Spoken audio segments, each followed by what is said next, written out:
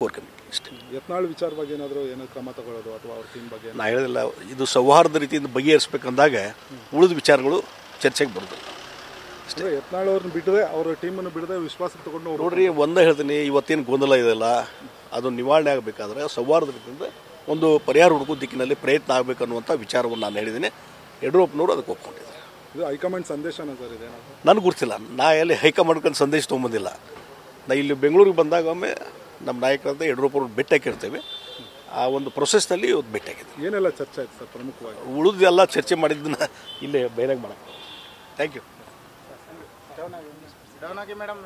Core committee ಅಷ್ಟೇ. ಯತ್ನಾಳ್ ವಿಚಾರವಾಗಿ ಏನಾದರೂ ಕ್ರಮ ತಗೊಳ್ಳೋದು ಅಥವಾ ಅವ್ರ ಟೀಮ್ ಬಗ್ಗೆ ನಾ ಹೇಳಿಲ್ಲ, ಇದು ಸೌಹಾರ್ದ ರೀತಿಯಿಂದ ಬಗೆಹರಿಸ್ಬೇಕಂದಾಗ ಉಳಿದ ವಿಚಾರಗಳು ಚರ್ಚೆಗೆ ಬರೋದಿಲ್ಲ ಅಷ್ಟೇ. ಯತ್ನಾಳ್ ಅವ್ರನ್ನ ಬಿಡದೆ ಅವ್ರ ಟೀಮನ್ನು ಬಿಡದೆ ವಿಶ್ವಾಸಕ್ಕೆ ತಗೊಂಡು ನೋಡ್ರಿ, ಒಂದೇ ಹೇಳ್ತೀನಿ, ಇವತ್ತೇನು ಗೊಂದಲ ಇದೆಯಲ್ಲ ಅದು ನಿವಾರಣೆ ಆಗಬೇಕಾದ್ರೆ ಸೌಹಾರ್ದ ರೀತಿಯಿಂದ ಒಂದು ಪರಿಹಾರ ಹುಡುಕೋ ದಿಕ್ಕಿನಲ್ಲಿ ಪ್ರಯತ್ನ ಆಗಬೇಕನ್ನುವಂಥ ವಿಚಾರವನ್ನು ನಾನು ಹೇಳಿದ್ದೀನಿ.